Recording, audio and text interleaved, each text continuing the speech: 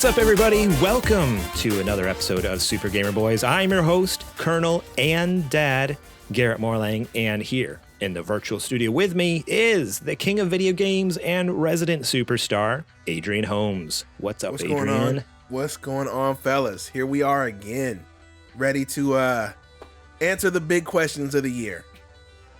I'm looking forward to it. Hoo-wee. Oh, man. Today, I'm excited about today's show. I'm especially excited because we also have another special guest. We've been having a lot of guests on the show lately, and it's been a lot of fun. We had Boba Fletch a couple weeks ago. We had Chizo and surprise guest Angel last week. Sorry. I don't. Am I allowed to talk about them in front of you, Eddie? Oh, that's right. I'm still hurting a little bit, but we'll be okay. Still hurting. So also joining us here tonight, very special guest, our Patreon producer, Eddie Martin. Woo! Hey everybody, thanks for having me. I was told we're gonna play Mario Party again, so once we get that going, I'm ready to go. Man, we should. Why don't we record episodes while playing games? That would be way more fun. Because it would be this. It'd be click, click, click, click, click. Oh yeah, we're supposed to say something. Click, click, click, click, click. The whole time. I don't know. I don't know about that because our stream that we did for Halloween playing Mario Party, that was actually pretty entertaining. I feel like we did a good job keeping the conversation up, and it also has 136 views on YouTube for some reason. So apparently it was very good. It's better than our podcast episodes. At the same time, though, we weren't trying to convey the news. We were just kind of hanging out. That makes it a lot easier. So imagine if, we're talking about the Activision issues and we're playing Mario Party. That might not work very well. Screaming at Adrian, stealing my stars while we're trying to talk about people getting laid Filling off. people up is wrong. You know what I mean? Might not work out so hot. You got a point there. That is one of my favorite things on TV shows when you have actors playing holding controllers and they're just going hitting crazy. Every button. No game plays like that. No one plays like that. It's so ridiculous. And it's every actor does it. It's can we get one person who actually plays video games to train these people on how to look like you're playing a game? And they always have the worst looking game footage on there. It's some made up stock footage of I don't know. Yeah. It's awful. It's like Street Fighter 1. Yeah. Oh man, so good. Oh, yeah. Well, today we are going to be talking about the Game Award nominees. That's right. I'm excited about that conversation there. Some pretty, I don't know, it's very interesting nominees this year. A lot of good, a lot of bad. It's been interesting to see the discourse online, how people are like, oh, this is the best. These nominees are perfect. And other people being like, oh, they got snubbed. It's been a lot crazy. Did get snubbed this year. Well, we'll talk about that later. A New Horizon MMO and Naughty Dog dipping into some microtransactions, possibly. But first, let's give a quick shout out to our Patreon producers, Bumple Smash, Eddie Martin, and Kajoma01, and our Super Gamer sponsors, Julie Bates and Mama Mare. If you want to be awesome just like those folks, head over to patreon.com/supergamerboys and support us over there starting at just $1 a month, where you can get episodes early and ad-free, such as Super Gamer Book Club, hosted by Adrian. This month's episode is the Luigi's Mansion featuring Connor McCabe from Call Me By Your Game. That was a blast to play, a blast to record. Connor's an awesome dude. I actually, sorry, I had to burst your bubble, Eddie. You were picked too. I actually contacted Connor first tonight when JJ said he wasn't going to be able to make it. I was like, let's see if he can do it, but he was busy. But that's fair. He'd be much more entertaining than me, so that's okay. He's never been on our main show, so I'm like, oh man, I'd love to have him sometime. But if you do want to, he's a busy dude. Yeah, he's a busy guy. So we've gotten him a couple times for book club, so go listen to those. He's over here on the Luigi's Mansion one. It's fantastic. If you're on the fence about supporting us, want to kind of check out what is Super Gamer Book Club, what we're about, listen to that show for free as well. You just get it a couple months later. So right now, the new free episode is Amori featuring Ray from twitch.tv/Ray no Yuki. That's her new Twitch name. Go check her out. She's awesome. Fantastic streamer, awesome person. And that episode was boy, it was rough. It was rough for Corey. That's a hard game. I'm wearing my hoodie. I love this hoodie so much from Amori there. But this coming month, you can look forward to The Legend of Zelda: Link to the Past, and that is featuring the Nintendo Cartridge Society. I cannot wait for that one. I've already finished the game, and so we're just like, oh, come on, let's get this recorded. So proud of you, Garrett. I've never been prouder than when you sent that end screen image to the backlog challenge. That was so happy. Oh, yes. Man, it was so good. Oh, and then freaking Adrian, that was last week. Yeah, you and Chizo had me all worried because you guys were like, did you really beat it? Are you sure you beat it? Like, oh. It's a lot. I was like... Because I didn't know you were using I'm pretty sure I got the credits. I don't know. I didn't know you were using a player guide. I'm like, dude, if you don't know what you're doing, that's a lot of game. That's a lot of temples. Dude, I flew through that. That's the wonderful thing about the Nintendo Switch Online is the save states. Like, you die and then just immediately rewind like 5 seconds and it's, dude, don't do the same thing you just did. It's like, oh man, it saves you so much time. So great. So I technically... It is a nice quality of life thing. Technically finished the game without any deaths. Technically. Yeah, but you got the time Let's stone. not take it too far. Oh, man. Well, we'll talk more about our Patreon later on the show. Before we get into it here, I do want to give a shout out to Jack Sriracha and Yate for allowing us to use their music on our show. We appreciate you very, very much for making some awesome tunes and letting us share them on our show. So, listeners, please go give them some support. Listen to their stuff over at Apple Music and Spotify. Links to their Spotify are down below. Thank you again. And now it's time to check the mail. See, normally I would give JJ the business because he is number one, not here. And number two, I guarantee you he wouldn't have had a bit for the mailbag. Oh, never. He never has a bit. Hang on, I just want to interrupt you real quick. I know this isn't show related. This is stream related. We just got rated by Trouser Schnauzer. Shout out to Trouser. Trouse, what's going on? Dude over there.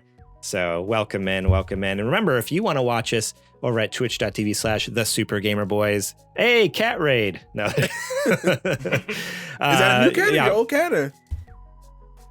I've had this cat for a while. Oh, okay. I thought you were like, oh, I got a new kitten. I was like, okay, I see you.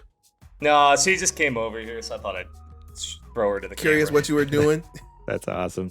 Monday nights, you can watch us, twitch.tv/thesupergamerboys. Watch us record live, just like the Gaming Avengers and Trouser Schnauzer currently are in the chat. So thank you so much for the raid. And go give Trouser a follow for sure. He's awesome. Please do.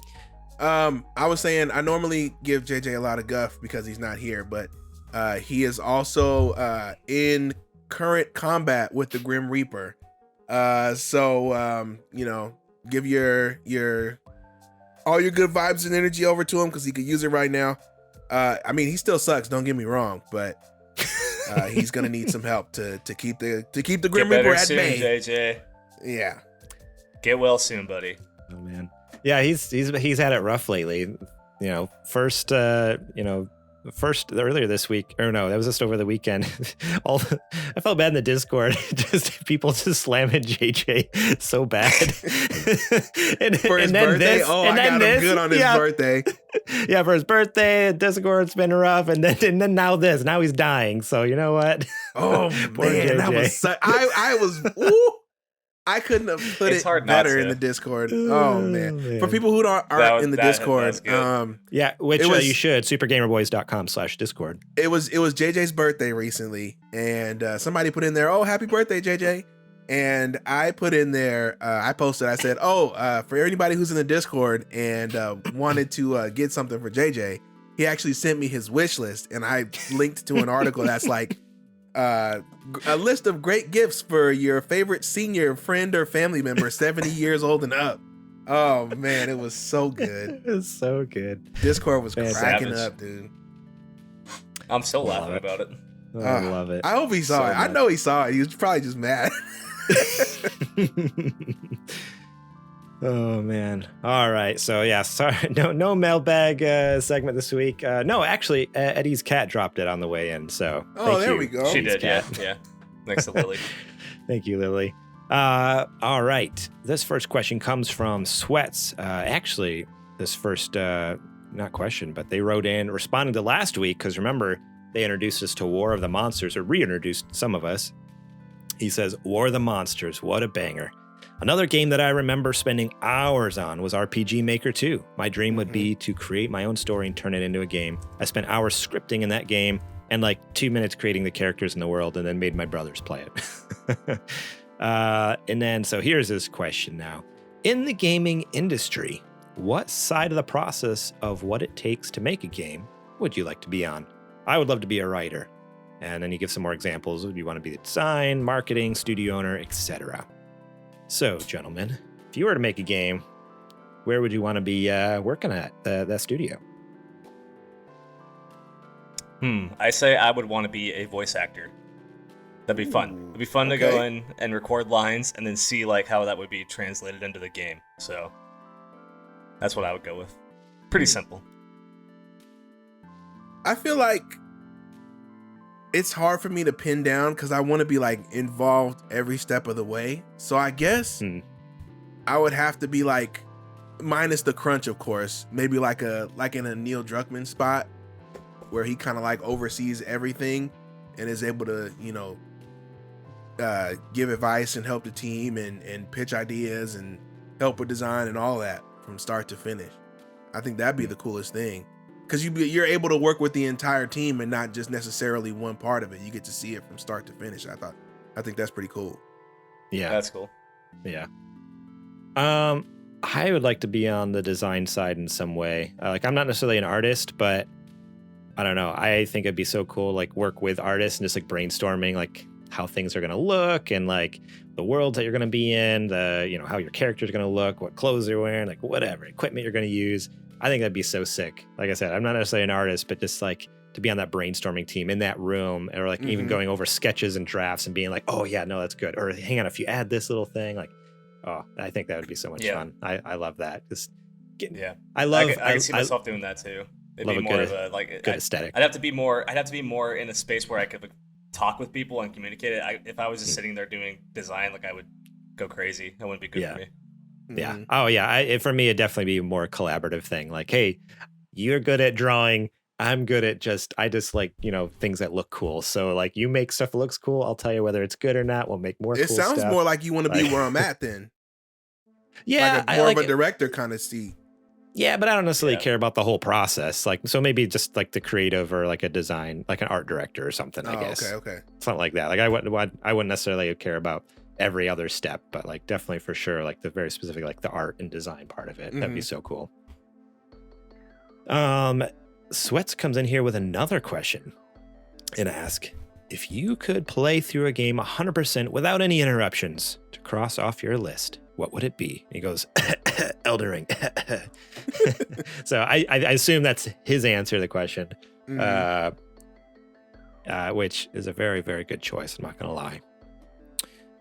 But what about you guys? Do you have a game that comes to your mind like, oh, shoot, man, if I could just sit down and not worry about anything else in the world, no work, no other video games coming out, no other responsibilities. I just want to sit down 100% this game. Any ideas what you would like that to be? Yep. I got it already. Final Fantasy 14. Oh, I would love to be able to just sit down and get all the way caught up. Relax, Warhammer. I would love to just sit down and be able to play through all the expansions and get all the way caught up. But literally, you're looking at probably, I'd say, a few thousand hours if you had to go from start to finish. Yeah, exactly. Exactly. I don't want to hear anything from you with your Warhammer pack in the camera frame. Oh, that's so good. So good. So can't wait to taste this. You're looking at a few hundred hours at least to actually get caught up. So, and then to 100% everything with all the side quests, yeah, you're looking at a couple thousand. So I would love to be able to just be like, oh, nothing else matters. I'm just going to sit here and get all the way caught up. Now, had I won the Powerball, might have been able to do that. But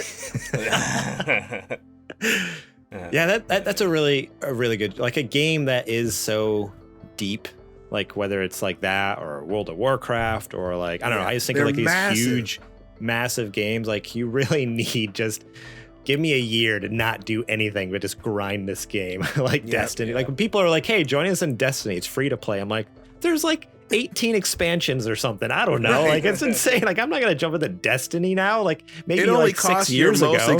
it only costs your most valuable currency, your time, your Yeah, life. right. Oh man, Kajoma's gonna be in the chat. Too He's gonna be much. all ticked off because I'm knocking Destiny. But you know what? Someone's got to do it. Yeah, well. Yeah. You know, I would say for me, I'm in the middle of playing 2 JRPGs that are really long, so it'd either be Dragon's. What is it? Dragon's Quest. Dragon Quest 11. 11. Dragon Quest 11, Echoes of an Elusive Age. Definitive. Oh, sorry. Definitive Edition. Echoes of an Elusive Age S. Definitive Edition S. for Nintendo Switch. Nintendo Switch. Yes, There all we go. that. Or Xenoblade, I have the definitive edition of Xenoblade, and I gave up Ooh, on it. baby. Not because I'm done. Not because I'm done with it. I started the game, and I was so distracted playing the game, like watching my kid or something. I have no idea what's happening in the story. I kind of want to start over from scratch and like understand what's happening here. It's with worth it. Dragon's Quest, I understand what's going on, like with the story. It's pretty super simple. It makes sense, but. Xenoblade's a little bit more complicated, so if I had just no distractions, I'd probably play through the first Xenoblade. Oh, man. If you ever do, keep me posted, dude. I would love to hear your thoughts on that game. It is so special. Working on it. Xenoblade, that's that franchise where it's just all the same game, right? There's 3. No, it's all not the same one. One, It's- 2, and it's 3. not. They all just look like the same cover art. It is very. They need an art director over there to kind of help them. I mean, I can you know? say if you wanna throw shots, I can say the same thing about Metal Gear, because Metal Gear 1, 2, and 3 all look the same too. So Hang on, I'm gonna go get my popcorn. I gotta go get some popcorn. I'll be right back. what are we doing here, huh? It's all from man. behind Snake, and he does the same thing, the same run, just like this every time. That's Oh, right. man. That's right. Sit But over at there, least- quiet. all right. For me, Elden Ring is very good, and obviously, like pre-show, I was like, "Oh, Death Stranding," obviously, because I'm supposed, according to the board, Kojima reminded me the other day. He's like, "You're supposed to have 100%ed and platinumed Death Stranding by the end of 2022." I'm like, Why "Oh, would well, you say? see you later to that." Like, I forget what I bet, but it's gone. Whatever I bet, You it's knew gone. you My had you two were firstborn son- supposed to kids do that. when you said that. I'm- You knew you had 2 kids You were and a supposed to do job that. when you said that. You didn't and do so I mean, 2022 is not over yet. You never know. If you know what? It's November 14th. If you platinum and 100% Death Stranding by 11:59 on December 31st, I'll buy you a steak dinner. Okay, I will buy you a okay. steak dinner. Whew, all right. Well, Let's go. I guess I'm. I need screenshots though. I need a platinum on PS5 and I need a 100. So you're basically gonna have to do this whole grind twice. Well, so Not to mention I've- you have I've- book club games to play too. yeah. Well, I might need to talk to my wife. We'll see. 45 days, Garrett. 45 days. 45 days. 45 day And challenge. 2 sons, and a job. So I'm pretty confident. Oh no. But no. Honestly, the game I would pick is actually Legend of Zelda: Breath of the Wild. Ooh. I would okay. love to okay, just okay, go okay. through that entire world, because I got very distracted the first time I went through it because I am such I want to complete things. I want 100% things. I want to see the whole world. I never finished it. I got through. I think I'm on the 4th beast. I never beat the 4th beast, and Dude, I've explored like a lot of the map, but like there's so much. disrespect. So if I had all the time, no interruptions, like I would love to go through that, beat all the beast, like find all the stupid Korok seeds, like do all those like dumb little things, all the side quests that you find, and just totally I got that game 100% it. at the right. I got that game at the right time. It was right when my son was born. So paternity leave. All I did was just sit there, hold him, and Oh play my that. god. Those are some of the best memories I have. Just like it was so great. It's awesome. It was one of the best birthday presents I ever got was Breath of the Wild. Breath of the Wild and the Switch, all on the same day. And Logan came out that day. Oh man, what a birthday. Wow, Oh. that's it's all bangers. All bangers. I don't know. I would say, Garrett, I wouldn't beat yourself up about that because a lot of times I'll tell people with Breath of the Wild per se. The game is not necessarily about beating the beast temples. It's about the journey. It really is the destination, right? So it's kind of like all the things that you explore and the places that you go, the people you meet, side quests, all that. That's all part of the experience. And I mean, that is really what makes it worth going to all the beasts, is because you've met so many people and you've done so many things, it matters a whole lot more that you finish this quest because you know who it affects in the world. So, Yeah, that's what I always tell people, is like, don't get focused on, I got to do the beast Ganon. No, the whole world is there for you to explore and to get immersed and to get attached to. So don't beat yourself up.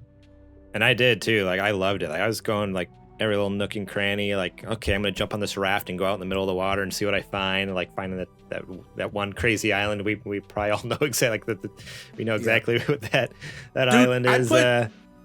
I put 200 hours into that game, and I was playing. I went to my dad, who was playing at the same time, and he was like, "Oh, you must have ran into so and so." I was like, "What? So and so?" He's like, "Yeah, it was right over here." I said, "There's no way. I've been to that area before." He was like, "Yeah, so and so character gives you this, and they do this if you go near their house." And I said, "There's no way you're still finding stuff I haven't found, and I've been playing this game for 200 hours. It's insane. So crazy." It's awesome. I'm excited for the new one to come out, but again, there's like that a little bit of a guilt to like, I feel like I need to at least get to Ganon and finish that in the first one before I start the new one. At least get to Hyrule Castle, because that was my favorite part. That was one of my favorite parts, is when you finally get to Hyrule Castle. It was so awesome. Yeah. All right. This last question is coming to us from Penguin90. She asked, what is your guys' favorite thing to do during the holidays? Is there any special little traditions that you have this time of year that you guys look forward to? I get to headbang to August Burns Red's Christmas album, which is the greatest Christmas album of all time. Yes. That's something I look forward to every year. That and Home Alone. Just Home Alone in general. Home Alone is my favorite Christmas movie. Dude. I think it's the best Christmas movie. And now my son's starting to watch it, but he wants to watch Home Alone 2 on his iPad on Disney Plus, but he only wants to go to specific parts. He wants to like fast forward and rewind and like just watch it, and he likes to watch the credits. He likes the part with Donald Trump, huh? Yeah. I always forget that he's in that movie. Now, Eddie, what are you gonna do when your son one day comes to the realization that while Home Alone is very good, that Die Hard is actually the best Christmas movie? How are you gonna be able to be okay with that, or I look forward to the day where I can watch that with him together on like during the Christmas season when he's old enough. I do consider it a Christmas movie. I've been convinced. I was like on the other side for a long time, but now I'm like, no, it's a Christmas movie. It totally is.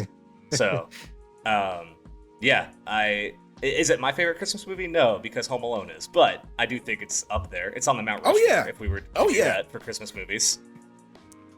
Oh man, we might need to do Mount Rushmore Christmas movies, because I feel like I can get either we could all be like, oh yeah, no, those are all good, or it could get real heated. Like, you just never know with stuff like that. People get real intense. I have a personal one that I know none of you.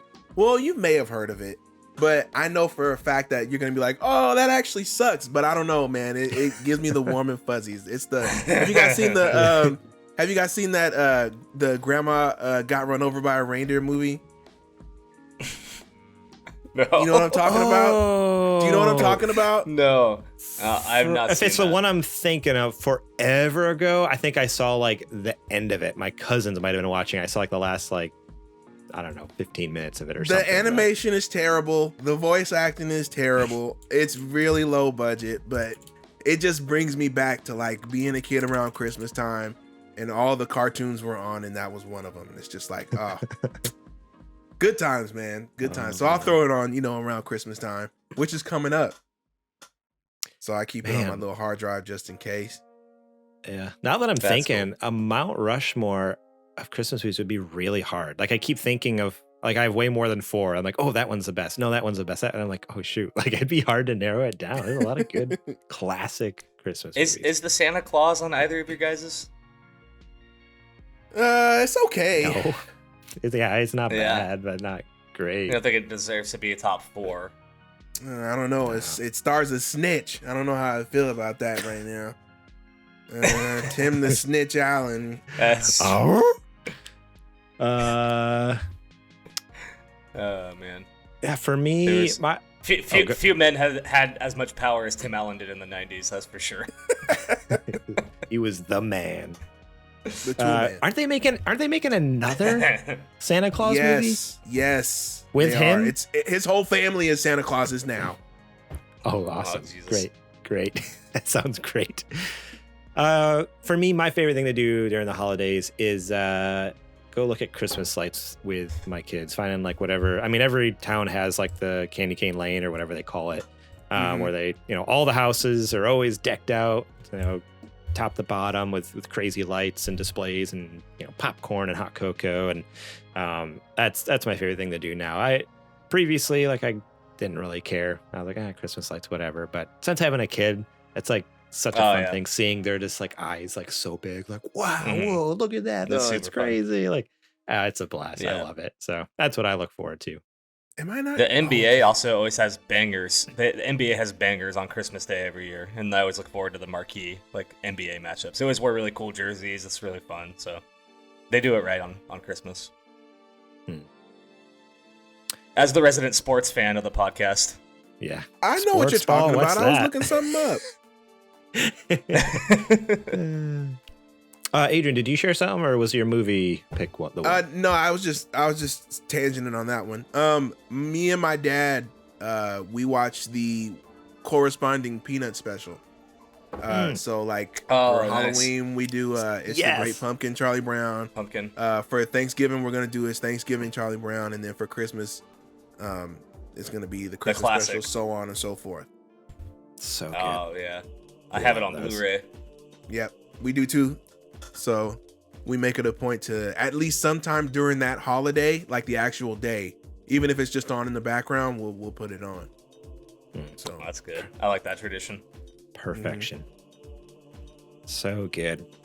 All right. Well, that is it for the questions this week. Remember, if you want to know what we think, because of course you do, why wouldn't you want to know our thoughts and opinions? Go over to supergamerboys.com/Discord. You can write it in over there. We have a mailbag channel you can write into, or just on social media. Write in, DM us, send us a message, comment on a post, whatever it is. Leave your question there, and we will throw it up on the show and give you our thoughts.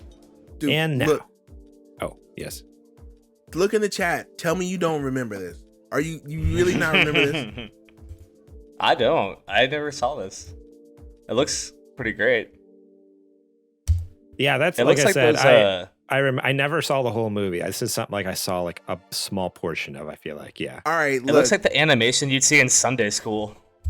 It kind of does look like that. Like for Adventures context, in Odyssey kind of thing. Yeah, look, McAmee. Or not McAmee, McGee and Me. That's who it was. In that vein, remember McGee and Me? And look, if you're listening to this podcast, all right, do yourself a favor this Christmas season. Look up the cartoon movie Grandma Got Run Over by a Reindeer. Thank me later, because I swear like 80% of you are going to be like, oh my God, I remember this, because it's going to be like deeply buried in your kid brain if you're around our age. Just trust me, okay? All right. My lord. I'll check it out. I'll see what streaming service. I didn't say it was good. I want to make sure. I don't want to pay money. I said you'll remember it. I don't want to pay money for this. He didn't go to bat for it. He just said you'll remember it. Alrighty, guys. It is now time for the nerdy nudes. It's now time for the nerdy nudes. Ooh, perfect. A good one.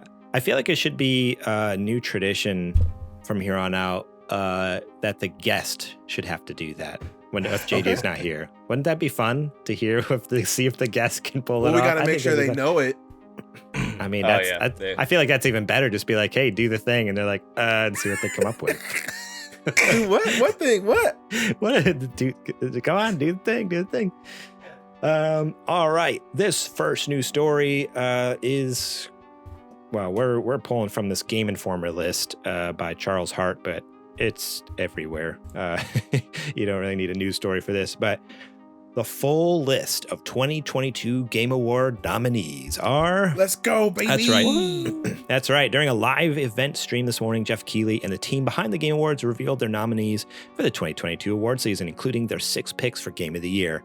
The show will take place in person at the Microsoft Theater in LA, which, by the way, I looked up tickets, and they are like, when I looked, there was like $100 for tickets. I'm like, I am not paying that much to go to this. That sounds like, about right. But maybe like, if it was like... Maybe it was like $50. Maybe I'd be tempted, by like 60 maybe. Oh, they're letting the public go? Yeah, no, it's open to the public. Yeah.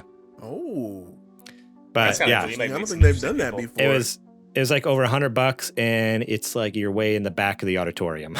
Boo, like, never mind. Boo. Yeah. Oh, crazy. But it'll also be streamed for free online. And we, by the way, this is our formal announcement, I guess. We Super Gamer Boys are going to be live streaming it as we do every year. Adrian's going to be joining me. JJ said he's going to join me, but who knows if he's dead by then, that he's not going to be joining us. We'll see. Rest in peace, JJ. Force him out for JJ. Yeah. But Thursday, December 8th at 7:30 p.m. Eastern time. It's earlier than usual. 4:30 p.m. Pacific time. Normally it starts at like 5 or 5. Normally it's like 5:30, I think, like with the pre-show, and then the show starts at like 6. Show. So they're starting early at 4:30. That's kind of crazy. So I might need to get off work early that day. I was just thinking that same thing. I'll figure it out. But either way, we're gonna make it happen. So join us on Thursday, December 8th. Watch our live reaction to the whole show. It's usually about 3 hours long, or sometimes longer. And we have a fun kind of reacting to all the big announcements, because that's really what it's all about. Like, the awards are cool and celebrating games is cool, but I can't wait to see what they announce. But here we are with the list of nominees. So let's start with, I don't want to start with the big one. Let's start, we're going to give kind of our own predictions as we go, and maybe we'll get into more discussions here. Kajoma, put it on the board. Put on the board. We'll put what on the board? Our predictions. Our predictions. Oh, yeah. Make a separate Game Award board. Yeah. Game Award board. Kajoma, track all this, Kajoma, please. Kajoma, the producer. You have work to do. This was a new category, right? Best adaptations. I think so. Thought this was, I don't remember that last year. Yeah, no, I think this is a new one. I know there's one new category. I think this was it. So best adaptations, and they have Arcane, League of Legends, Cyberpunk, Edge Runners, The Cuphead Show, Sonic the Hedgehog 2, and Uncharted. And yeah, I just thought it was kind of a fun category. Like, this is the first year where they have enough submissions. Like, usually it's like one thing comes out a year. Like, they actually have enough to have a whole category. But I mean, Arcane wins this, right? Like, that's my prediction. I'm giving it right. I'm saying it right now. Like, this is Arcane 100%. Firstly, I just want to say, how did Uncharted make it on this list? Because there's nothing else. What else could they put on there? One less nominee. It sucks. Oh, that was what so else would have been on there? Can't put the Mario movie yet. No, that's gonna Mario movie's gonna win next year. The Mario trailer is on there. It's gonna destroy next year. It's gonna be. They might as well just put that in, and that's it. I almost wish they took Uncharted off and just had Mario trailer. It's just like snubbed him so hard. That would have been Jack better. Black in the Mario trailer. He killed it. I know, he's so good. Yeah. I think actually for me, for adaptation, I'm gonna say Cyberpunk. I think Cyberpunk knocked it out of the park, in my opinion. Also, to be fair, I do have some biases, but it's honestly a really, really good series. It is made by in my opinion, one of the best anime studios working in Japan these days, Studio Trigger. But that just happened to be icing on the cake, because everybody has been saying that this series is excellent. It's one of the big contributors of Cyberpunk's return to the spotlight. I think it's really been a shot in the arm for that game, and that speaks to the cool. quality of it. So, yeah, it's awesome. Looks Even cool. if you haven't played Cyberpunk all the way through, you don't have to watch this. I definitely recommend it because it's an excellent story on its own. So, I would give it to Cyberpunk. Cyberpunk. All right. I don't know. Now, did you guys see Sonic the Hedgehog 2? Yeah, it was fun. I did not. I watched the first one and really enjoyed the first one. I have not had a chance to watch 2 yet. I watched the Cuphead show. Cuphead is also Cuphead show was fun, but I was not super impressed by it. And I get it. I think, yeah, I don't know. The stories just kind of like wasn't what I was expecting, and then even the animation style was good. It wasn't bad, but I wish it was more like the game animation style. I know it would have taken them like 10 years to animate something like that, but it was like it would have been sick if they actually could have stuck to the original game animation style. So I was kind of overall kind of bummed out a little bit by that because it just wasn't what I expected. It wasn't bad. It just wasn't my expectations, which maybe it just was a little too high. The bar was a little too high. Was Uncharted that bad? I wouldn't recommend watching it. It's honestly, it's like I just play the game. Realistically, right. I mean, the game is a movie, basically. Like, yeah, just play the game. Right, It's a better already have movie. it. Yeah. Oh man. I don't know. I can see where you're coming from with Cuphead. I feel like they were trying to go for more, because back in those days, cartoons, they were like one-offs, right? They were like Looney Tunes, where it wasn't an overarching story. It was, hey, this is a short with your favorite characters in it, and it's unrelated to any of the other shorts, and go. And that's kind of like what Cuphead does. I don't think there's an overarching narrative per se. Yeah, like there kind of is with the devil. I mean, yeah, but I'm talking about like barely. Episode to episode. Yeah, they're just getting into hijinks. Really, that's the main gist of it. Mm-hmm. Yeah. Sorry, Eddie, I cut you off. What it looks like. No, you didn't. I just I'm trying to think. Do you guys consider Sonic the Hedgehog 2 to be cinema? And should this award go to something that's cinema, or should it go to a TV show? I mean, they're all adaptations. It doesn't necessarily have to be released in the theater to be an adaptation. So that's true. It just has to be, of note, which all of these I think Sonic's gonna are. win. I think Sonic's gonna win. No, but watch Uncharted, that'd be really funny. There's no way Sonic wins. No, Sonic has the mass appeal though. Sonic has, so I could definitely, and it was a major motion picture, so I could see Sonic pulling it out. But there's a lot of weight. There's a lot more voting weight on the judges than there is the general public. Like the general public gets to vote, but there's a heavier weight on the scale towards the people who, like the judges who are officially brought in. And I think they are definitely going to vote more for Cyberpunk and Arcane over 400 million box office. Honestly, Garrett, I think Sonic more people, the Hedgehog 2. I think more people in the industry saw Sonic than saw the other two. To be fair. I don't know. Arcane was huge. People were freaking out over Arcane because of the art style, like League the animation of Legends is sound. huge. League of Legends is huge. That doesn't necessarily translate to Arcane. Well, no, that's what I'm saying. Hardcore in the league watch Arcane, but not everybody who watched Arcane knows League of Legends. Like Sonic is from Sonic, so if you know Sonic, you know what the games are. The appeal is way broader for him, and I think because he has more eyes on him, he'll be able to get that nod and get that win. I didn't say it was the best. I'm just saying he's the one that's most likely to win based on popular vote, even from the industry. I just feel like on Twitter, I remember seeing a lot of people who aren't League of Legends fans being like, "Whoa, like this Arcane actually is like cool." Like because it's mostly because the art and animation style was like so unique and so gorgeous, like the 2D, 3D kind of effects that they were doing and stuff. Yeah. So that's my only thought, like why that would win is because it was so revolutionary, even just in the animation field, like from an art perspective. But, very cool. And again, you're absolutely right. I've heard nothing but fantastic things about Arcane, but at the same time, it's Sonic.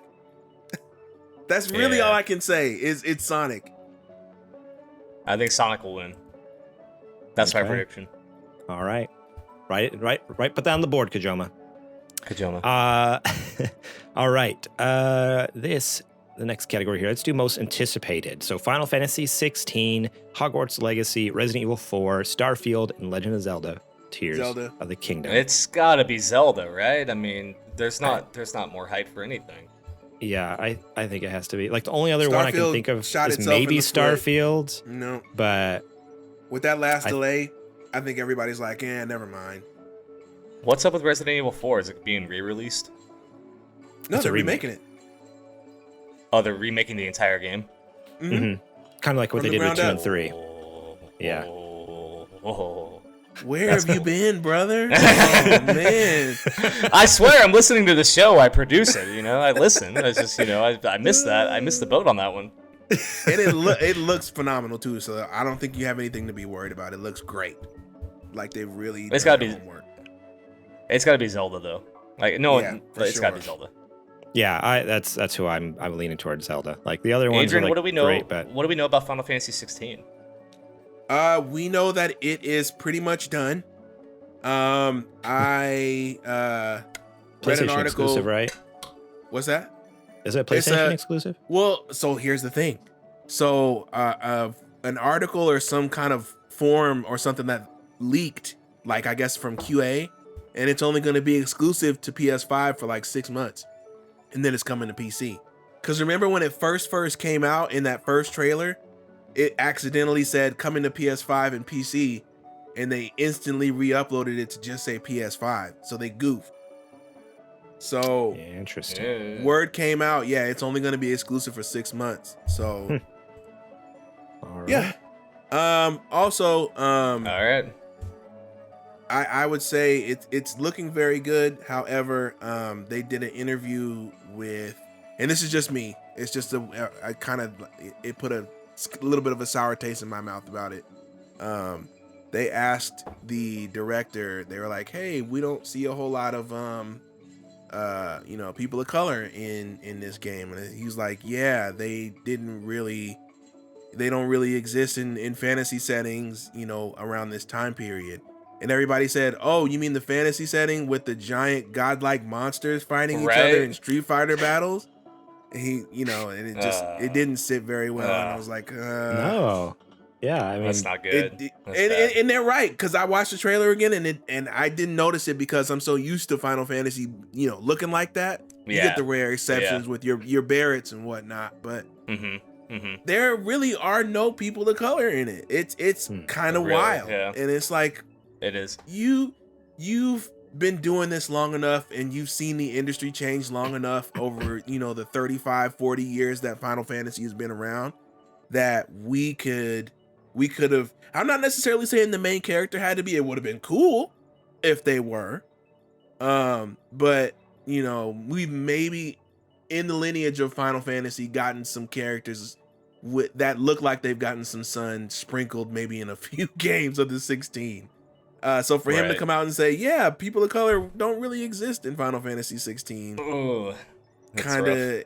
It's like it's literally a fantasy world where you can do whatever you want. You can do what you want. Exactly. So for you to say that they don't the time period we're basing it on, it's fantasy. Who cares? It's fantasy. Put them in there. Right. Yeah. So maybe that kind of maybe in not a good look. No, it's not a good look. Kind of took the wind out of my sails. So I'm like, you know what? Yeah. I'll see. I'm positive it's going to be good. It's Final Fantasy. It looks phenomenal as a game, but that perspective on it, knowing that we were kind of in the backseat, is like, eh. So I'm not saying. I'm saying that's just for me. I wouldn't vote for it. But if we're looking in the scope of all the things that are anticipated, I could definitely see it being near the top of the list. But of course, that's nowhere near Zelda.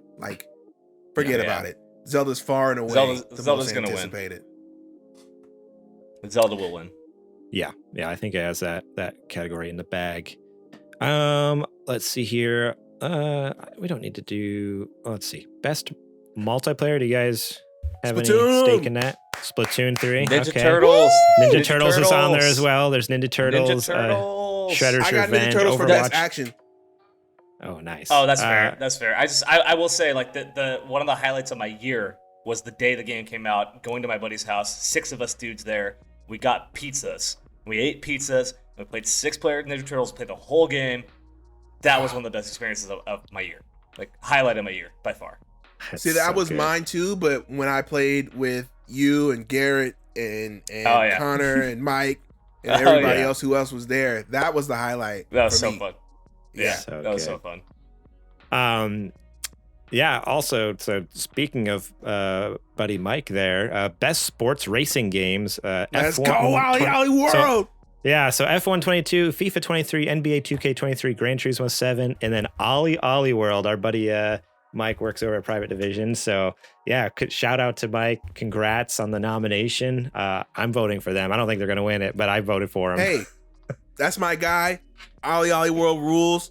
I'm all about it. All right.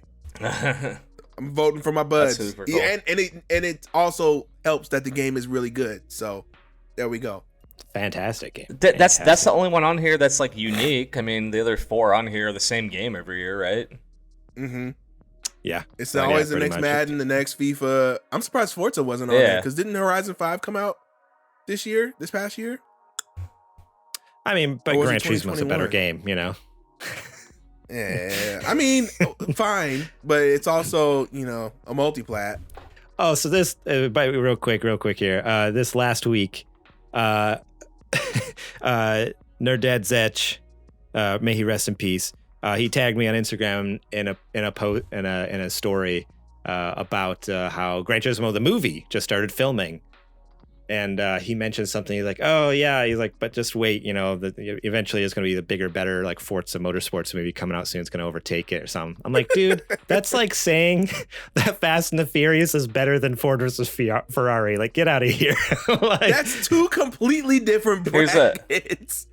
exactly. That's what I was getting at. Like Forza's a Fast and the Furious, and Gran Turismo is the Ford versus Ferrari. I would Like, get out of barely here. call Fast and the Furious a car movie at this point. It's honestly just a superhero Right. movie where they happen to This drive popcorn cars. flick. Yeah. Exactly. I was trying to diss Forza because Forza sucks. Okay, that's all. I was getting at.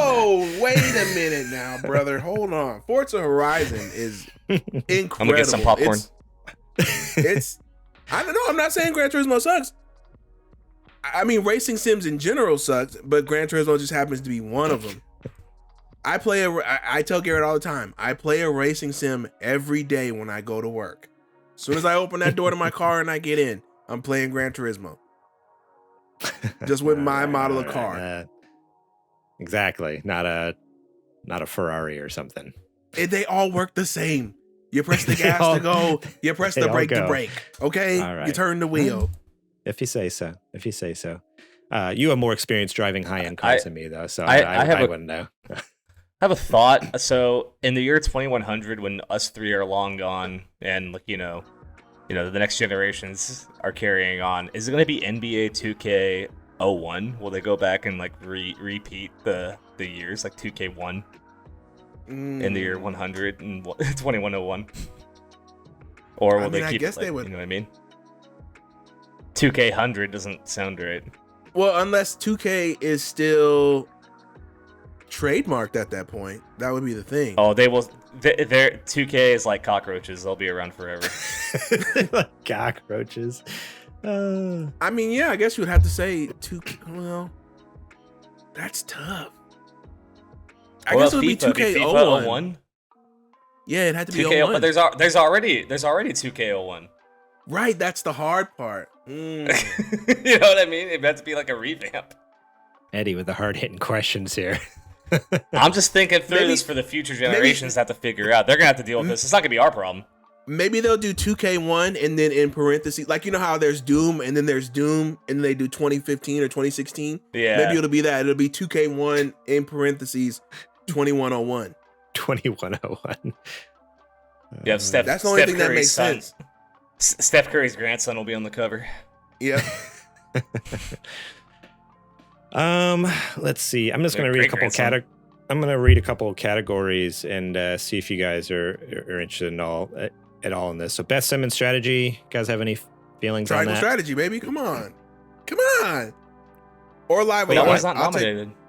No. Same as strategy. So it's Dune, Spice Wars, Mario Rabbids, Total War, Warhammer, 2 Point Campus, and Victoria 3. Oh, I'm thinking RPG. Okay, yeah, that's what I figured. I was like, we don't really care about this one. Best family game. They got Kirby: The Forgotten Land, Lego Star Wars Skywalker Saga, Mario and Rabbids Sparks of Hope, Nintendo Switch Sports, and Splatoon 3. How do they categorize family games? How's Splatoon 3 a family game? Just because it's at all ages, like E for everyone? Yeah, it's rated E and it's on Nintendo. This is you might as well category. Call the category Best E for Everyone game. Hey, look, if there's no blood or boobs, it counts as a family game. I know, but I don't imagine. I mean, maybe some families sit down and play Splatoon together, but like that's not really some of what those, I want to picture in a family game. Some of those squid chicks are pretty hot. No, bro, dude, I need to see your search history. I need to. I got questions. I'm a producer on this show. I'm gonna get banned. I'm banning the show. Banning the show. I mean, I didn't play a ton of it, but I think this would go to Kirby. Like, people absolutely loved Kirby. I loved what I played of it. It's such a it's the best Kirby new fresh take on Kirby. I loved it. Like, what I did play, it was a blast. So it's the best. Especially like, this is one of those that got. Yeah, this is one of those that got snubbed because it didn't get any other nominations that I know of. So it's like absolutely insane. How come Mario Party wasn't nominated? Did that come out last year? Yeah, 2021. Oh, okay. So it's too old. That one should be. Yeah, but they also should be doing some updates. But here we are again, just like Super Mario Party. Another year has passed by and we haven't gotten anything for it. Letting it die. Idiots. All of them. Anyway. But they'll update Mario Strikers. Okay. Hey, gotta play as Pauline.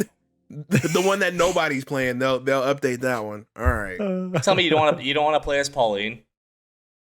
In Mario Party, yeah, I would. I would love them to add her to Mario Party.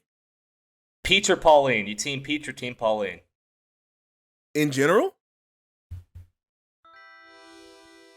Is that what you're asking? In general, like overall? Yeah. Oh, yeah, team Peach Pauline. or team Pauline? Pauline. Yes. Ooh. Thank you. Peach is played out. I'm not saying she's a bad character, but no. She's great. But look at Pauline is like Pauline is. Look at him. Pauline is Pauline. Right. And she can Thank sing. you. Yes. Thank you.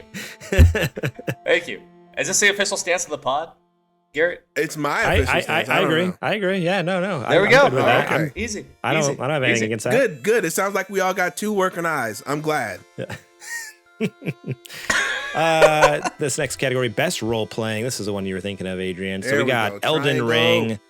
Ring, Live Alive, Pokemon Legends Arceus, Triangle Strategy, and Xenoblade Chronicles 3. It's a good category. Bunch of kind of big heavy hitters here. I think Elden Ring takes it, but some of these other ones are going to put up a fight. These other ones are going to put up a big fight for sure. I don't think Elden Ring belongs in this category. Yeah, I don't know why they put it here. It's not necessarily a it's strategy dumb. game. It's not strategy. RPG. No. Yeah, it's RPG. Well, there are RPG elements to it, like every game. Every game has RPG elements to it now. It's like you level up your character, you develop. It's like, I wouldn't classify Elden Ring as this. I'd classify it as a action adventure. Yeah, with RPG elements, I agree. I'd be happy. This category needs to be more like the other four that are on here. Yeah, I'd be happy if either Triangle Strategy or Live Alive takes it. I think both of those were really great games this year, and I think they stand out. They should definitely get the recognition they deserve. I was looking up Live Alive today. I was looking up gameplay footage, and I was like, how did I miss this? Because it looks like it's right up my alley. It's so awesome, dude. There's I a played demo. The original.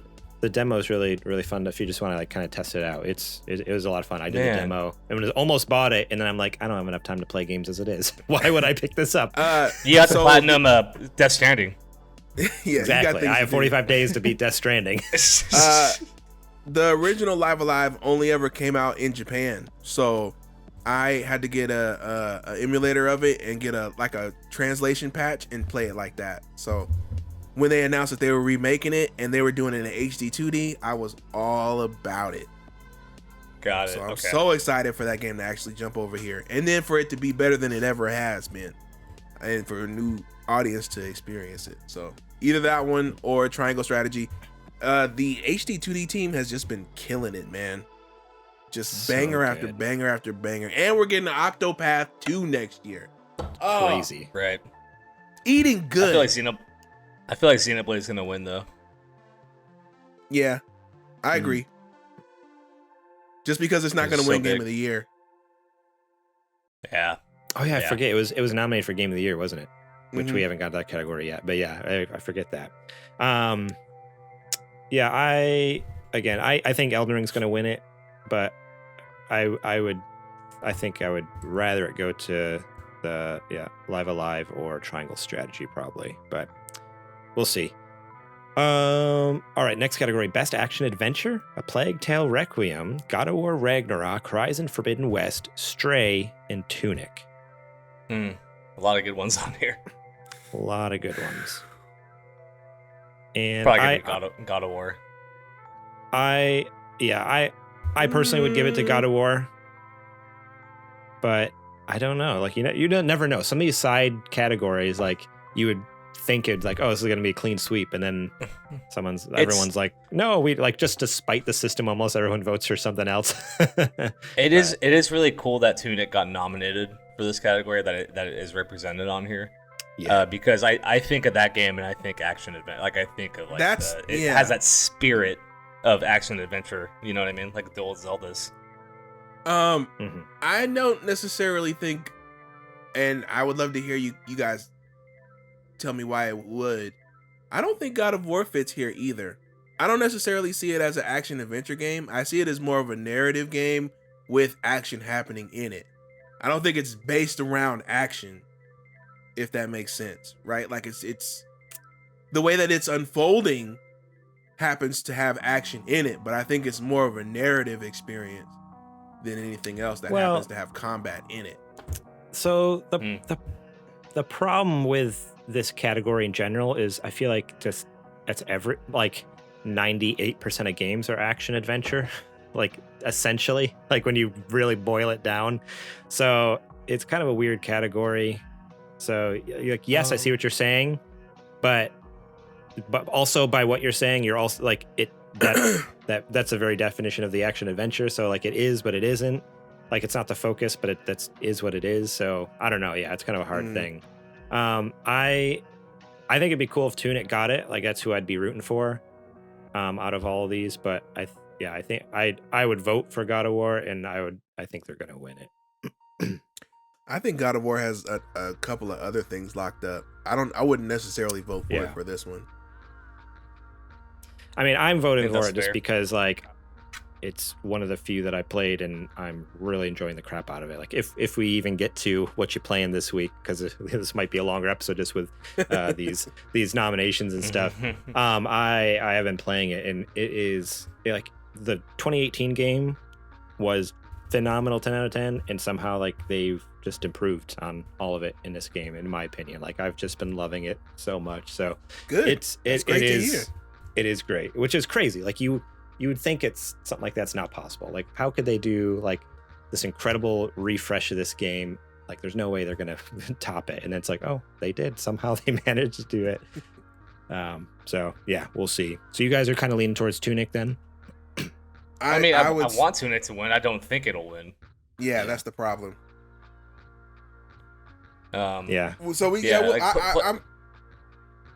this might be a Horizon win. I think Horizon will win it. Like a dark horse, you think? I don't know. I mean, isn't it kind of like that? That is what this game is an action RPG or action adventure. Horizon. Yeah. Yeah, I guess so. it definitely is more than God of War. It feels like it fits the category. I mean, I think Tunic fits it extremely well, but I don't think it'll win. I think it's too indie. Yeah, you got a point. Although it was like the indie darling for a while, like people are losing their minds over it. So it's worth it. It's that know. good. It's very good. It is good, yeah. I still haven't played it on Switch. I need to revisit it on Xbox. Get ready to lose that frame rate. This I know, next... that's why it's like, what's the best one to play it on? Anyway, sorry, Garrett. Oh, no. Go ahead. The next category is Best Action, and this one has Bayonetta 3, Call of Duty Modern Warfare 2, Neon White, Sifu, and Teenage Mutant Ninja Turtles Shredder's Revenge. Shredder's Revenge, baby. Game of the year. Let's go. I think I Raekwon voted. and Ghostface.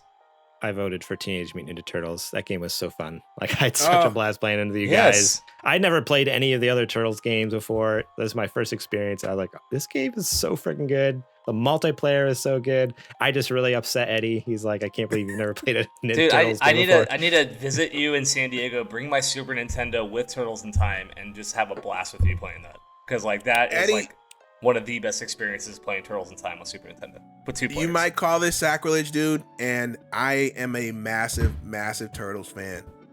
I think Shredder's Revenge is better than Turtles in Time. I agree with you. It's hard to like admit that, but it is a better game. Yeah, it's a better game. It is. It's a polished, better version of Turtles in Time, but Turtles in Time is still like amazing. Oh no, don't get me wrong. I'm just saying in the lineage of Turtles games, I think this might be the best one. It is the best one. Yeah, I think it absolutely is. Wow. Yeah. So yeah, it's everything those games wanted to do, but polished to like the perfect degree. So that's like they nailed absolutely everything that they needed to make the game exactly what it needed to be. Everything that people were like, oh, what if they did X? What if they did Y? What if they did Z? They did it, and then they added something onto it. So yeah, Turtles in Time, or not Turtles in Time. Shredder's Revenge for sure gets the vote. That's awesome. That's so cool to hear. Like, for people who have history with it, because for me, I'm like, this is a great game. I enjoyed the crap out of it way more than I thought I would. But for you guys to have that history and be like, no, this game really is incredible. Yeah, I hope they win. I hope they win something, because they really deserve it. Such a shame for a game that good to just go unrecognized, man. Yeah, like because they're in a few categories, and if they don't win something, like it's going to be such a bummer. On this category, I know Neon White was really loved by people. I didn't play it myself, but I know the guys over at NPC did a whole like episode on the game, like because they thought it was that good. So I know Neon White has a lot of lovers. So I haven't played it. Have you guys played it? I've heard good things about it. I haven't had a chance to play it either. It's on my list for sure. And I wouldn't be surprised if it was able to stand up to it. And I'm like, man, I wish I would have got it in time, but I'm definitely looking forward to trying it out at some point. Yeah. For me, I think the only other one on this list that I played was Sifu, and I really enjoyed what I played. But, it's definitely not worthy of winning this category, especially with some of these other nominees. Like, from what I've heard about Neon White after playing Shredder's Revenge. Yes. I need you to be 100% honest with me. Okay. Is Sifu really, really that good to where it should be nominated? Isn't it nominated for overall game of the year? Let me look. I don't think so. Is this the one where you get older? You get older as you fight. Yeah. So this is like it looks very good, but game of the year. So it was not nominated for game of the year. Okay. Best action. Best action. You're thinking of Stray. Stray is kind of the shocker for that a lot of people I are think like. Sifu is the shocker too. I don't know. Even for best action, even for best action, I was surprised because it was fun, but it wasn't like, I feel like there could have been other. Like people were saying this is like a mind-blowingly good experience, and I'm like, we've had this kind of game. You know what? Oh, it didn't come out this year. I was gonna say Katana Zero looks like it's better than Sifu. It's basically Katana Zero. I mean, the aging thing's a little different, but it's a very similar kind of feel to like a Katana Zero. I feel like is exactly that, except Katana Zero had a way cooler, like aesthetic and art style. But speaking of which, I gotta go back and play that. I want to see how that looks on OLED. Oh man! Oh my gosh, it's probably gorgeous. I might. Have I should get an OLED. Yeah, you should. Yes, you should. All right. Best VR. None of us have really do VR. Let's skip that one. Moss, Best mobile. Wait. Moss. Okay. Moss Book 2. You think it's gonna get? Yeah. Over Among Us VR? Among Us VR, technically, I don't think it's out yet, is it? I think people are just playing. It's not. It's nominated. I don't know how it's not out technically. No, but, I think it came out on the 10th. It was full release on the 10th, so just like a couple days ago. It just came out now. No, Moss, the first one. I don't know if you guys played the first one. I missed it. So somehow cute. it was one of those because it originally was a PlayStation VR exclusive. You could only play on PSVR. Yep. When it first came out, the first one came out, and I bought the VR and I kept waiting for it to go on sale, and it like never did. And then I sold my VR, and so I never got to play it. Now it's on everything, so I want to play it because I have my Oculus, and then go to book 2. But yeah, I've only heard incredible things about Moss. Yeah. Like that's why I played book 1 on PSVR, and then I played book 2 on the Quest. Excellent. Yeah, excellent definitely series. Need to check those out. That's fun. The best debut indie: Neon White, Norco, Stray, Tunic, and Vampire Survivors. Here's where I got Tunic. Yeah, it feels like Tunic's gonna win this one.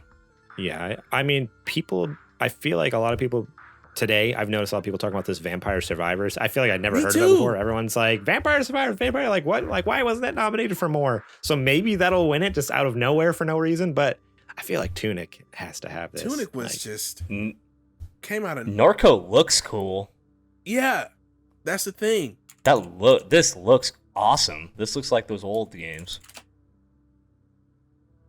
Did they ever okay. say that they were going to do a collector's edition for Tunic? Because I would love to have that on my shelf with trinkets and whatnot. Dude, this Norco looks legit. Yeah, doesn't it? Yeah, I've never even heard of this game, but this looks I miss this great. game, but it looks really neat. It looks like those old like PC games you'd play back in like the computer. It's point and click, right? It is. Yeah, it's a point and click adventure video game from Mac and Windows. Okay, so that's why it's a PC game. Oh no, it says it's on PS5, PS4, and Windows. It's not on Xbox. That's gorgeous. That's weird. Yeah, it's a visual like novel type game. Speaking of that, I want to play this right now. Did Monkey Island get nominated for anything? Because that got a whole lot of 9s and 10s too. The new Monkey Island game. I saw it. I think just accessibility. Oh, innovation and accessibility. Yeah. I think that's the only one. Wow, that's interesting. Should have been nominated ranting for more. raving about that one. Yeah, that was a big deal. That game coming back. So there's also the next category is this best indie. So they have Cult of the Lamb, Neon White, Sifu, Stray, and Tunic. Cult of the Lamb. Cult of the Lamb. So our friends are actually sister show, part of the same network we are, the Super Best Friends Video Game Sleepover Podcast. Their podcast is on hiatus, but they still stream games, and they just finished up just today, right before we started our episode. I was watching him play Cult of the Lamb. I've been watching him the last month while he's been playing it. And that game looks so good. I want to play it so bad now. Sick, dude. You have to try it. I want to play it. Yeah, I watched him play it, and he beat the final boss and rolled credits tonight. I'm like, oh dude, okay, I gotta go get this. This game looks nuts. Yes, it looks cool. So this is a good category. There's some bangers on here. Yeah. This is honestly pretty loaded category here. I mean, I'm surprised Sifu's on there again. Even just from the previous category, the best debut indie. It can't be that good. Yeah, it's good. This is where I want to complain a little bit. I've raved about Beacon Pines. I thought it was one of the most unique games I played this year, and I'm surprised it wasn't nominated for anything. I forgot to tell you, I bought it. It's downloaded. I haven't started it yet, so I've your recommendation. I can't wait till you play it because I want to talk to you about it. Awesome. But I feel like it should have at least been on, maybe not best indie, maybe a debut indie, or maybe something. I mean, it's a story-driven game. Mm-hmm. It's just unique, so it would have been nice to see it represented somewhere.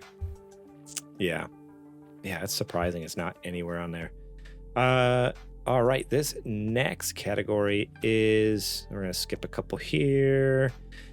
Best performance. We got Ashley Birch with Horizon Forbidden West, Charlotte McBurney, Plague Tale Requiem, Christopher Judge from God of War Ragnarok, Manon Gage from Immortality, and Sunny Suljic from God of War Ragnarok. I think Christopher Judge has this, and he should win it because he's incredible. Mhm. But Sonny did really good in God of War Ragnarok. I was gonna as say, well. Like either his one of them. performance, his performance is I mean, his performance in the original was fantastic, and it's only gotten better in the new game. And so much of like the story is even like kind of revolving more around him in this game. I mean, obviously with the ending of the first one, you kind of would assume that. And so yeah, I kind of want him to win it. Like I would love Sonny to get it because Chris got it before. He got it for the first one. Give it to Sonny on the second one here. I think that'd be super cool. I can see that. I wouldn't be upset with either of them. From what I've seen, and I've just been watching people do the God of War playthroughs, I feel like a lot of people go, "Oh, it's more of the same for Kratos," but I don't think so. I think it's a very different character. I feel like, in my opinion, at this point, yeah, even from 2018, I feel like he's experienced a lot of growth as far as being a character. 100%. Yeah, you can tell like a lot of like, well, yeah, you can tell time has passed and he's gone through and learned a lot in like the however many years or whatever it's been since the 2018. So I don't know how long it actually is. Like I think it's only like a couple years or something like that. But from the 2018 or from God of War to God of War Ragnarok, but it's like, oh, he's from a couple years of being a dad now and being a parent and like taking care of his kids. Like being a present parent. He's different. Oh man, I'm not gonna spoil it, but I hit a moment in the game last night where it wasn't even a cutscene. So it's a moment where, you know how in the first game, like you're in the boat and like they're just chit-chatting and talking and stuff like that? Uh-huh. There's a moment in this game where you're on and this is from a trailer, so you know this is a gameplay mechanic. They're on a dog sled and they're just chit-chatting, talking, whatever, random stuff. And Kratos says something, and then Atreus makes a comment, and Mimir kind of like responds to Atreus, like something about it, like, and it's just, oh man, it had me like in tears, like just the amount of like growth in that like short little snippet of conversation. It's just like an offhand thing. You could totally miss it, but hearing it, I'm like, oh my gosh, like Kratos is like, he's a dad, dude. Like he is like, he's grown up. You could just, I don't know. It's just so crazy to see like this God of War who could care less about anyone else but himself to be like, he loves his son. It's like, all right, oh my gosh. Relax, dude. I have you talking it up here. I have my brother on the other hand who's like, dude, I just ordered my PS5, bro. I ordered it for God of War, bro. All right, I get it. You gotta play it, Adrian. I'm just saying. Good. It had me in tears last night when playing Kratos. I played the first one. I know exactly what you're talking about, and from what I've seen so far, it is looking very good. It's looking to be a great successor to the first game. Hey, Adrian, I think Garrett likes the game. Just a little bit. I like it a lot, dude. All right, best. It's his score. holiday. Oh man, don't get me started. See, that's what I'm talking. Best score music. So Plague Tale Requiem, Elden Ring, God of War Ragnarok, Metal Hellsinger, and Xenoblade Chronicles 3. As awesome as Elden Ring's music was, and God of War, like Metal Hellsinger has to win this. Like that soundtrack is so killer. It's so good, dude. You feel so unstoppable when you get that multiplier going and the vocals kick in. Nothing can stop you. Nothing can kill you, man. It feels the way the Doom Slayer must feel all the time in Doom. If that makes sense. Yeah. Oh, 100%. Oh man. Yeah, I haven't played the full game. I just played the demo of Metal Hellsinger. I'm like, oh man, this game is so great. It's like I was talking to Eddie before the show. I was like, it's a little fast paced for me. Like, I don't know if I can play a whole game of it, but just that demo, I'm like, this soundtrack is killer. The gameplay is so unique and so awesome. Like, oh man, the fact that they weren't nominated for anything else other than this, like, it's crazy to me. And so I really hope they pick this one up. This is my pick and my prediction. I hope they get this one. Eddie, you have any thoughts on score and music? Or I'm not too familiar with all of these soundtracks, so I can't really give too much many thoughts here. Okay. Yeah, I need to. The only game I've played on here is Elden Ring, and music's great, but I need to play Hellsinger and all these other games as well. I think there's a free demo on everything, so yeah, go check it out. I think there's on your for Xbox or PC, wherever you want to play it. Cat Roulette. This is cat number 2. Cat number 2. Cat number 2. Yep. It's Hunter. Best art direction. We got Elden Ring, God of War Ragnarok, Horizon Forbidden West, Scorn, and Stray. I wonder if Stray gets this. Guys, should Elden Ring be on here? For the landscapes and the world itself, I'd say absolutely. And the enemy design. Yeah. I think it should be on there. Yeah. For sure. Because those were top tier. Like, I think those are some of the best that From Software has made to this day. 100%. Like it does not like the game necessarily has an aesthetic in that sense of like art direction, but it does very much have like gorgeous, enemy designs and like the worlds and all this stuff. It's bonkers. Like I remember taking screenshots of just like, the giant tree or whatever and like the main and like the hub world and all that stuff, and just all the different environments are gorgeous. But Stray, I think Stray takes this one just because it actually does have a more like distinct look to it. I think Scorn doesn't get it only because of how gross that game is. but also it's very good for how gross. Like the fact that they were able to make it that gross is an achievement. Yeah. So I would say hats off to them. They definitely deserve the nod because making something like making you actually want to retch when you play the game is very difficult. So they nailed that. We got Boba Fletch in the chat. He says, my favorite band is Imagine Dragons. No, read the next part. Imagine Dragon D's nuts across your face. Got him. Out of here. Get out of here, Nate. He got you, dude. You read it on the air. On air, yep. You got me. He should still be recovering from his Packers barely eking out a win last week. Ooh. Hey, a win's a win. They beat Dallas. By the seat of their pants, just barely. A win's a win. Best narrative. We got A Plague Tale Requiem, Elden Ring, God of War Ragnarok, Horizon Forbidden West, and Immortality. I'm gonna be honest. I've never heard of Immortality. I don't even know. I've heard good things about Immortality. Okay, I was like, what is this game? I don't even know what this is. It's an FMV. Like Night Trap or Sewer Shark on the Sega CD.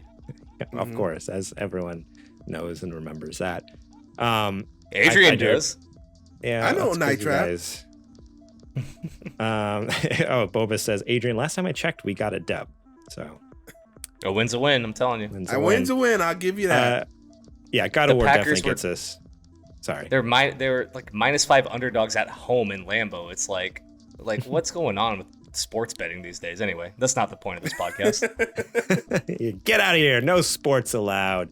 God of War wins best narrative. And I think it's exactly what you were saying before, Adrian, where like that's what this game is. Like this game is about the story, about the narrative. Like, there's action mechanics and gameplay and stuff. But at this point, the original God of War games, the first 3, I was going to say those are action adventure games. Yeah, but these new ones very heavily lean into like, hey, we're telling you a story, and to get through it, you have to fight some things. So that they could call it a game and not a movie. Right, exactly. Boba wants to start a new show called Super Football Boys. So, you can go ahead and just Super Sports Ball Boys. You can solo that project, Nate. Maybe Eddie will join you. I don't know. Don't have to convince me. Next category, we got Best Game Direction: Elden Ring, God of War Ragnarok, Horizon Forbidden West, Immortality, and Stray.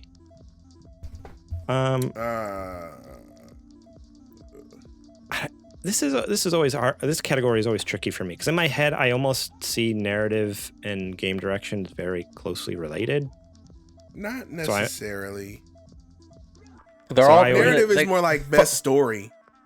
4 of these games are in the same you have 4 of them nominated in game direction and 4 of them nominated in narrative. It's like, why are we even doing these 2 categories? It's like, well, I always think of when they say best game direction, I think best director is what they're saying.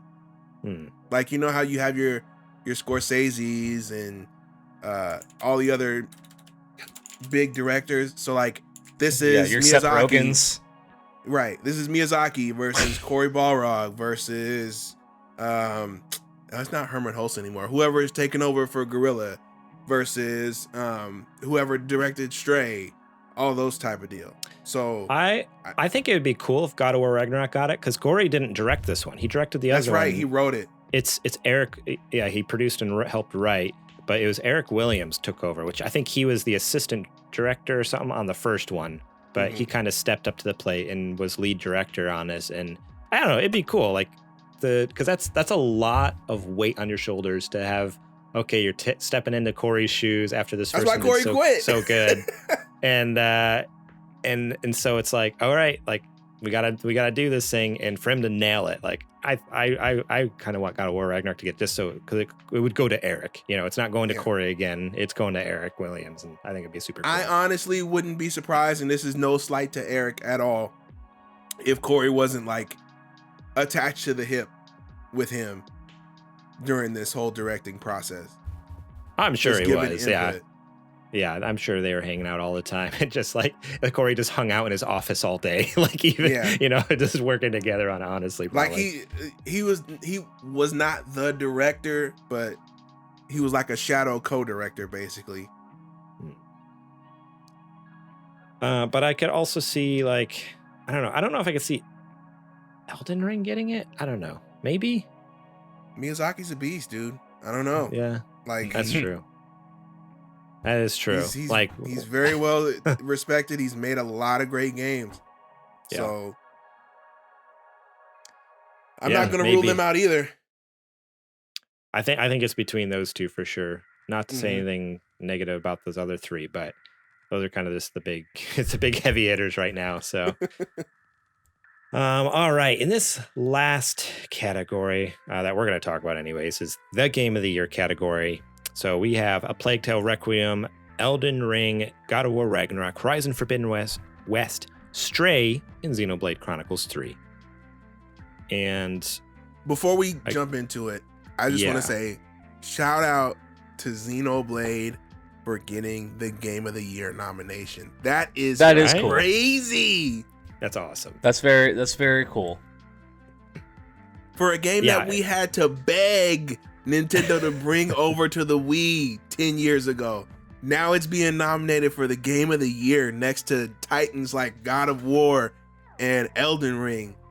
So hats off, man. Monolith Soft, it worked out for you. I'm so glad.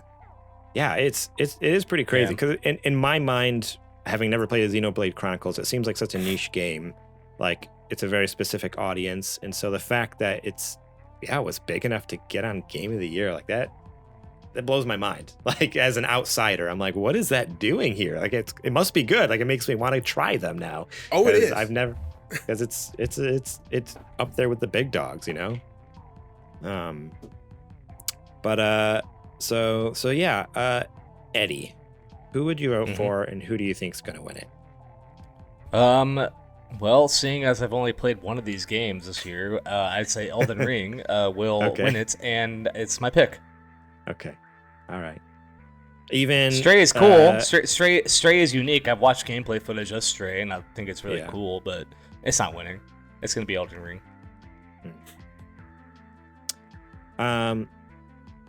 Yeah, I didn't you say you played some Xenoblade Chronicles, or were you talking about the first one? You played the first one. I played the definitive edition first game that re-released on the Switch recently. Yes, a couple years ago, Adrian. So I best version of that game. I bought it this year, wanting to get into the series, and I enjoyed it. I've taken a break because I was playing Dragon's Quest, Echoes of an Elusive Age Definitive Edition for the Nintendo Switch. So I'm playing that There right you now. go. Right. Now I remember. Now it's all coming back to me. Mm-hmm. Adrian, what would you vote for, and what do you think's gonna win? So like Eddie here, I only have experience with Elden Ring. However, from what I have seen of God of War, I would absolutely not be upset if that were to take it as well.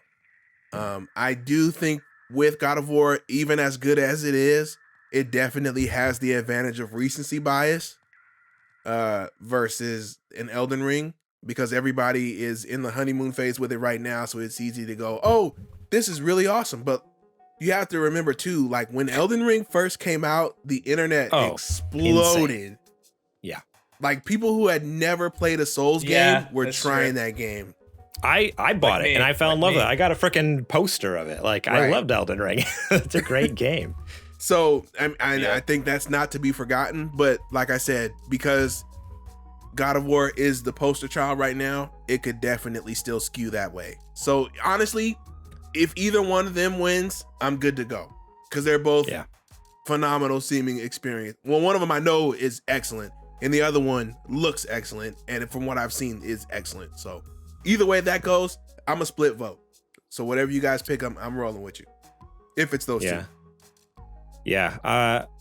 I would vote for God of War, but like it would be close with Elden Ring only because Elden Ring surprised me so much. Like I did not expect to fall in love with it and enjoy it, and I did. So it's like I almost would want to give it a vote just because of that, because of like the surprise, like shock factor of like, what? I played a Soulsborne game, or like a From Software game and enjoyed it, and actually like got I beat up a few bosses. Like that's crazy. Like who would have thought? But of course, God of War just has been absolutely incredible. I haven't finished it yet, but I think I put like just over 10 hours now. And I don't even think I'm halfway through. I'm probably only like a quarter or a third of the way through. Like it's a huge game and I'm eating it up. So I hope they win. But I wouldn't be upset if Elden Ring won. How crazy would it be if like Xenoblade Chronicles came out of nowhere and like I'd hop out of my chair, dude. If somehow Dark Horse Xenoblade came through in one game of the year, what a great upset that would be. That's not gonna happen. It's not, but no, imagine, absolutely like, not. But in some alternate universe, it does. I almost wonder if Elden Ring takes this category because of it's hard because on one hand, you would think, it's a smaller player base because it's a From Software game and it's not everyone's cup of tea, but it's also a wider base, like a customer/fan base, because it went to every console. Where God of War is just on PlayStation, so I could almost see Elden Ring winning it just because it's an every console game. It wasn't just a PlayStation exclusive, so more people could have potentially picked it up, whether they like From Software games or not. Like I wonder if Elden Ring takes this one. I don't know. This was my thoughts. I don't know again, and I wouldn't be upset, but I'm almost leaning. My prediction is actually kind of leaning towards Elden Ring. I think they might win it. Yep. But all right. Well, that's it. So wait, one more thing. I want to shout out to Simple, who's nominated as best esport athlete because he helped me win a prop bet one time. So really, okay. Yeah, there's like these sports prop bets you could do. You could bet on esports, and it was like a discounted rate for Simple. So I took it with some other hockey bets, and it worked. So shout out to Simple. Yeah, I hope you win. I thought you meant like you knew him or something. No, I do not. I do not know Simple, except that he just helped me win money one day. Gotcha. That's awesome. So that's it. I mean, there's more categories. You can go check it out yourself. You can go vote for yourself. Go over to Game Awards website and do your voting over there for who you want to win. And join us in the Discord. Join us on social media. Tell us who you think are going to win the different categories. We'd love to hear it. It'd be a fun discussion in the Discord too if you join us over there at supergamerboys.com/Discord. And we're not going to do the other two news stories because we are an hour and 32 minutes in, and we normally do an hour and a half podcast. So let's so Let's be completely honest. They weren't that exciting, anyways. Like, who cares about Compared to Game Awards, absolutely not. who cares about a Horizon Awards. MMORPG? Who cares about microtransactions in Naughty Dog games? You know, Naughty Dog does. Wait, what? Naughty Dog does. Naughty Dog definitely does. But They're Wait, what? looking at putting microtransactions in the new factions. I'm pretty sure. That's what I think it's going to end up being. They didn't specify that. It just says a new game, but it's like, I imagine that's what it's for, and I hope that's what it's for. Like, it would just suck. Better be free. It Yeah. better be free. Oh, I think that's what I read on an article, is that it's supposed to be free to play. Oh, okay. But I don't know if that's been confirmed. It's just what I read, I think, in this article that I found on GameSpot. But we're gonna do our ad real quick, and then we're gonna do maybe a quick what you playing, which I'm not gonna talk because I've already talked about God of War throughout this game. But okay, let's get into our Patreon ad.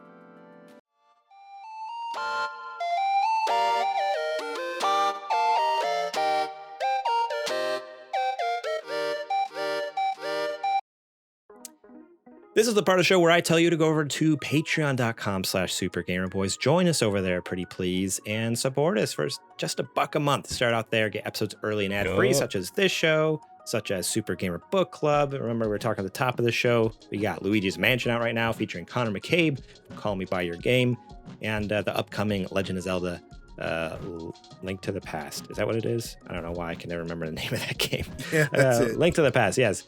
And $5 a month, you get the show notes early and ad-free, so you can leave your own questions, comments, concerns, thoughts on the news stories we're going to be talking about, see the doc ahead of time. $10 a month, you get shout-outs on the show, and $15 a month, you can be a Patreon producer and be our boss, pitch us segments. Heck, maybe join us on the show like Eddie here. Hello. And just kind of tell us what to do and what not to do. Cancel segments. You never know. Been there, done that. But you can also support us by going over to twitch.tv/thesupergamerboys and giving us your free Prime Gaming sub. If you have Amazon Prime, that means you can link it to your Twitch account, get Prime Gaming, you get a free sub every month. We would very much appreciate it if you threw it our way. You have to remember to re-up it every month. It doesn't do it automatically. So please, if you have a chance, head over there, send that our way. We get $5. Doesn't cost you anything. And lastly, W.GG. If you are looking for an energy drink that doesn't have the crash, doesn't have the jitters, help you just work faster, think more clearly with the neurofactor in there, it's W. Go over to W.GG, use our code SGB, and get 10% off your order, and we get a kickback off that. So go check it out. I've been enjoying it. I drink it most mornings while I work, and let me tell you, I get a lot of work done. Get it done fast. So go check it out. And I think they're doing a bunch of Black Friday deals right now, so you might even get more bang for your buck if you'd like. All right, that is it for the ad. Now let's get back to the show.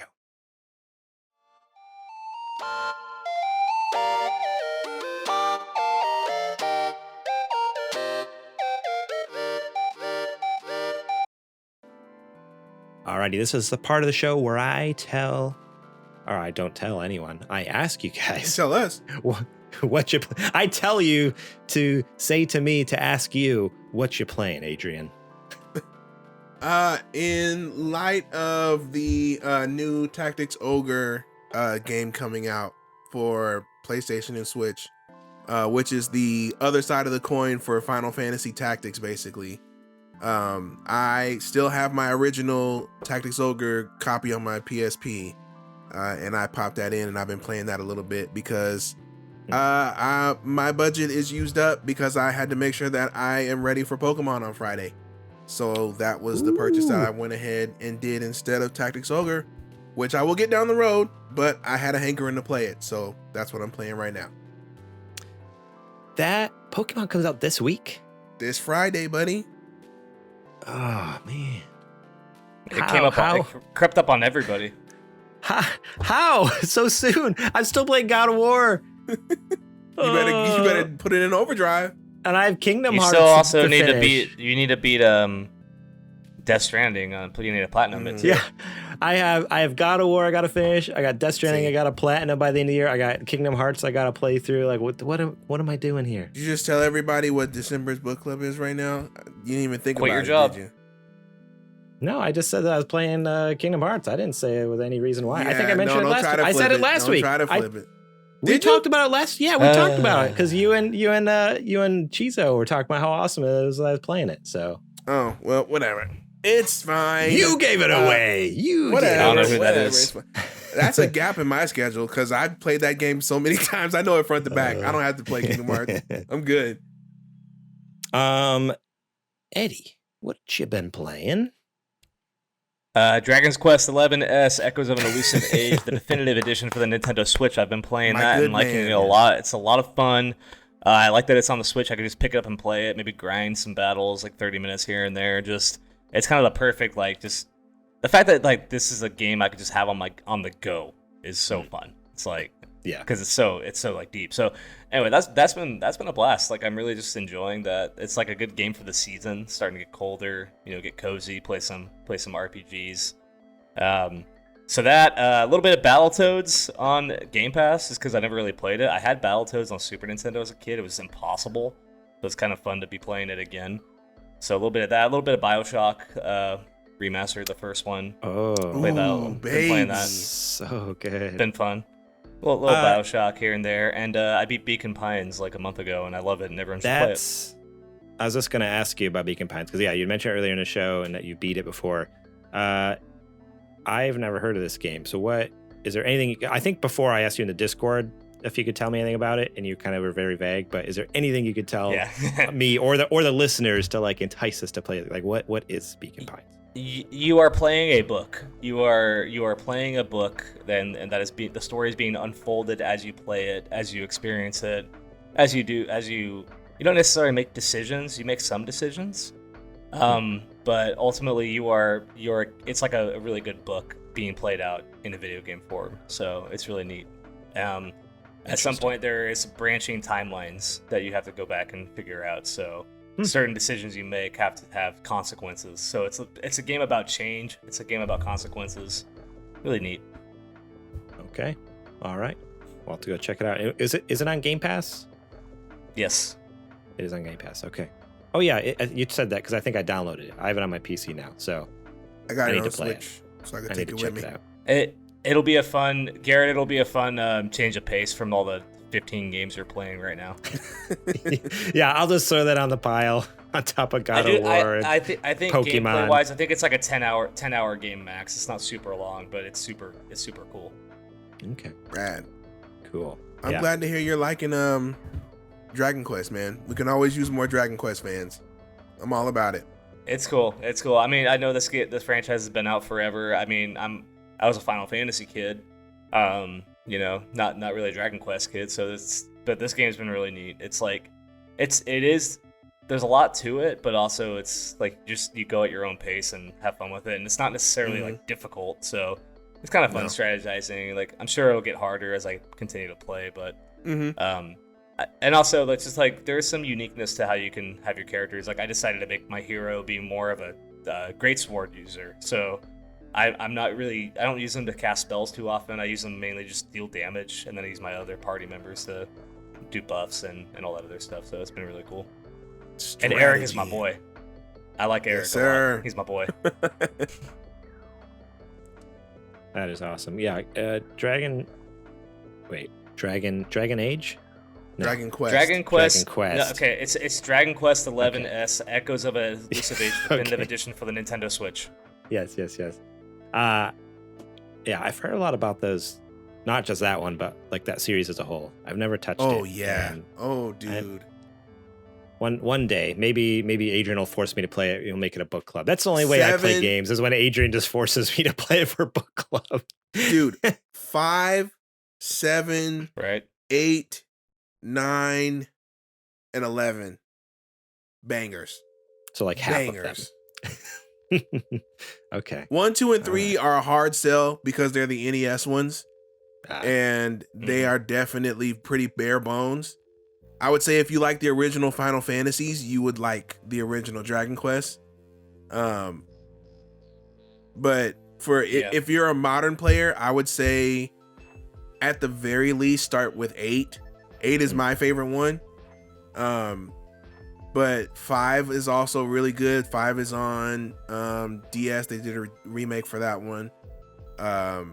7 they did a remake for on DS, and 9. So all of them except 8 they did DS remakes for. But yeah, 8's my favorite. Dang. I do like that the main character, the main hero, looks like Trunks, and Trunks is my favorite Dragon Ball Z character. So that goes a long way for me. Yep. You got Mr. Toriyama to thank for that. He's only involved in bangers, as you can see. Dragon Quest, Chrono Trigger. Man, got taste. Chrono Trigger. I heard that wasn't a good game.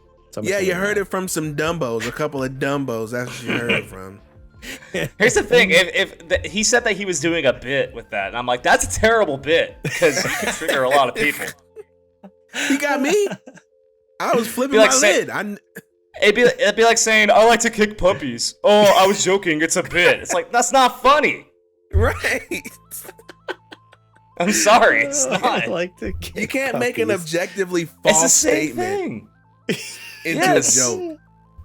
Yeah. It's not even legal. I've never heard anybody say, I don't like Chrono Trigger.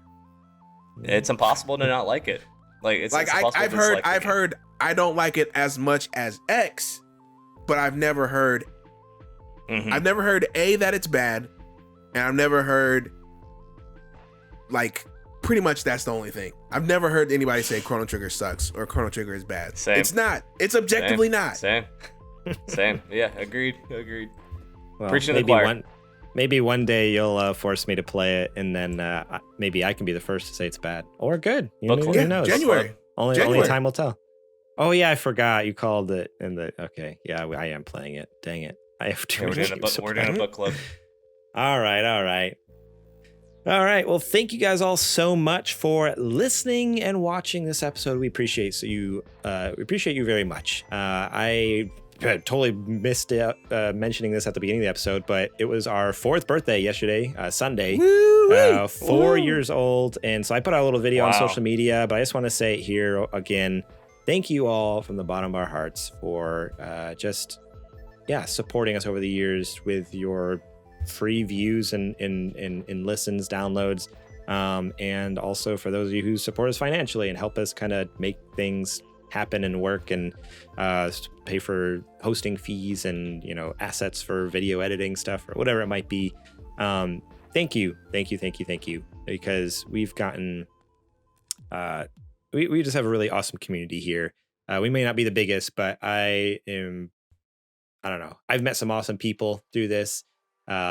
Just hanging out in the Discord, people I've met on Twitter, cool new networking things that we've been able to do, like other friends like Super NPC Radio, like doing shows with those guys, and now with underleveled guys, and I don't know, there's just so much awesome that's come from this in the last 4 years. So thank you all for helping make this happen by watching and listening and downloading and supporting us financially.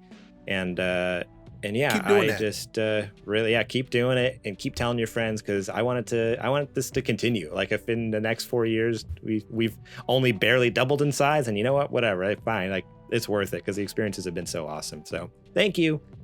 Thank you. Appreciate you all for just being awesome and helping build this awesome community that we have.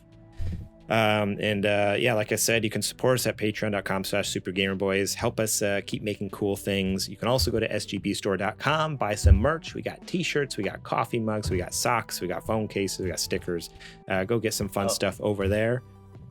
And check it out, our old cartridge logo sticker. It's awesome. Ooh.